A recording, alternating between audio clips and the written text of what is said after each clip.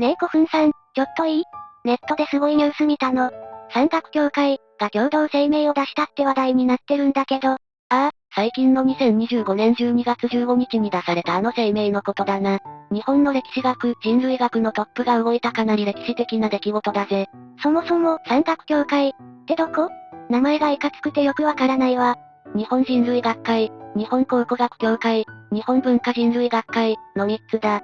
日本人の起源や歴史、文化を研究する国内最大級の学術団体たちだぜ。そんな偉い人たちが揃って何を発表したの？ズバリアイヌヘイトに対する共同会長声明だ。それと同時に、過去の研究に対する謝罪も行われたんだ。ヘイトへの抗議と、謝罪。なんだか複雑そうね。今日はこの声明の内容と、背景にある遺骨問題の闇を、じっくり時間をかけて解説するぜ。知らないと恥をかく話だぞ。まず、どうして今こんな声明が出されたの？近年、アイヌ民族に対するヘイト、つまり差別的言動がひどいからだ。特に問題なのが、研究成果を悪用する連中がいることだ。研究成果を悪用？どういうこと？学術的なふりをしてアイヌは先住民族じゃない、と、嘘の情報を広める動きがあるんだ。ネットで見たことないか？アイヌは後から来た、とかそういう書き込み、見たことあるわ。そういう主張に対して、学会がそれは研究の曲解だ、と、はっきりノーを突きつけたのが今回の共同声明なんだぜ。学者さんたちが怒ったわけね。俺たちの研究を勝手に使うな。その通り。これまでの研究で、アイヌが先住民族であることは、明白にわかっているからな。声明の内容を具体的に見ていこう。具体的に、どんな曲解が横行しているの？よくあるのがアイヌ文化記という考古学の用語を使ったトリックだ。北海道の歴史区分では、13世紀頃からをアイヌ文化記と呼ぶことがある。13世紀？鎌倉時代くらい？結構最近なのね。そこをついてくるんだ。13世紀から始まったなら、それ以前はいなかった。だから先住民族じゃない、という理屈だな。なるほど。言葉尻を捉えたへ理屈に聞こえるけど、全くその通りだ。声明でも、これは文化段階の区分に過ぎないと説明している。近現代のアイヌ文化につながる形が明確になった時期を示しているだけで、人間が入れ替わったわけじゃない、それ以前との断絶はないんだ。平安時代の日本人も今の日本人も服や文化は違うけど同じ日本人だもんね。いい例えだ。文化名が変わったからと集団の入れ替わりを意味しないんだぜ。もう一つのよくある誤解が縄文人のルーツに関する話だ。縄文人がアイヌの祖先なんじゃないの？そうなんだが、ヘイト側の理屈はこうだ。和人、日本人も縄文の子孫だろ。だからアイヌだけが先住民族というのはおかしい、とな。確かに本州の人間にも縄文の血は入ってるわよね。だが、歴史的な経緯が全然違うんだ。ここが重要だぞ。和人社会は、弥生時代以降、大陸からの渡来民の影響を強く受けて成立した。一方でアイヌ社会は、その影響が薄く、北方集団と交流しながら独自化したんだ。同じ縄文ルーツでも、歩んできた道が分かれたのね。そう。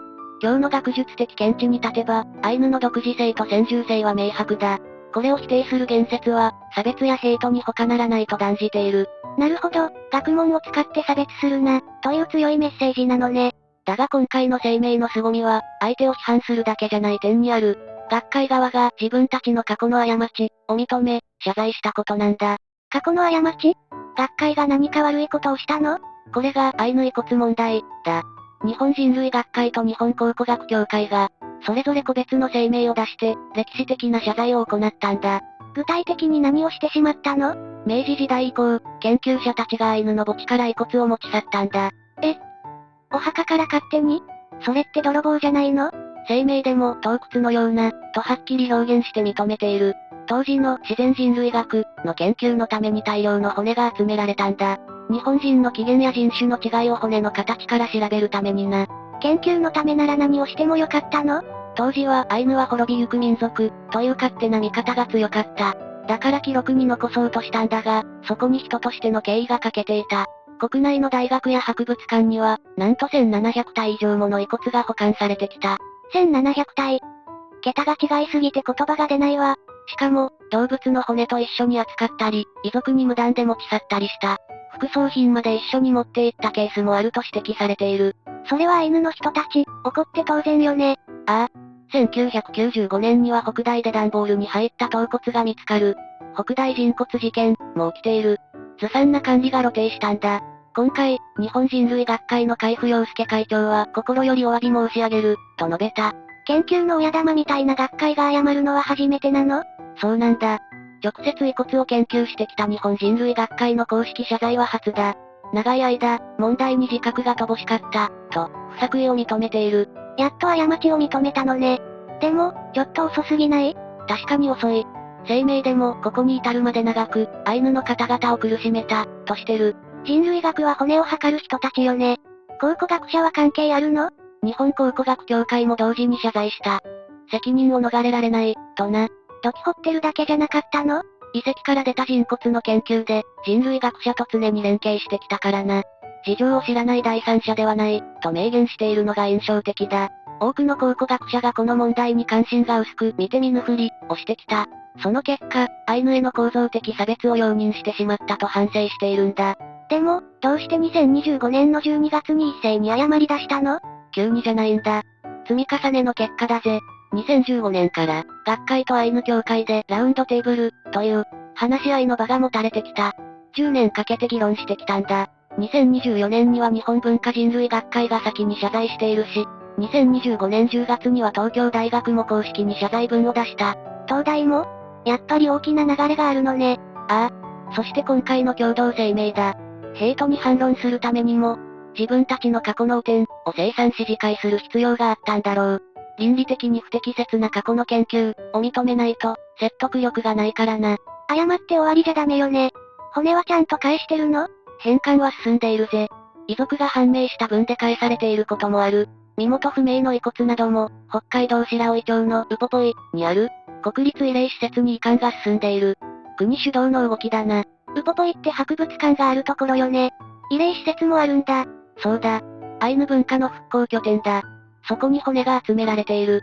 学会は今後、研究する側の一方的な視点ではなく、当事者であるアイヌの人々と意見交換しながら進めると誓っている。今までは無視してたってこと？研究対象としてしか見ていなかった面が否定できないな。だからこそ、海部会長も石川会長も真摯に反省という言葉を使っている。今回の声明、ただのニュースじゃなくてすごい重みがあることが分かったわ。学術会が150年の歴史を反省して新しい一歩を踏み出した日だ。ネットのアイヌは先住民族じゃない、なんて浅いデマに騙されちゃダメだぜ。そうね。専門家がここまで言って否定してるんだもんね。事実を知って、多様性を尊重する。それが声明の願いでもある。ぜひ皆さんも、この機会に正しい歴史を知ってほしい。ウポポイにも行ってみたくなっちゃった。おう、学ぶことはいいことだ。今日の解説はここまでだぜ。最後までご視聴いただき、ありがとうございました。この動画が少しでも良いと思ったら、チャンネル登録と高評価をよろしくお願いします。皆さんのコメントもお待ちしています。それでは、また次の動画でお会いしましょう。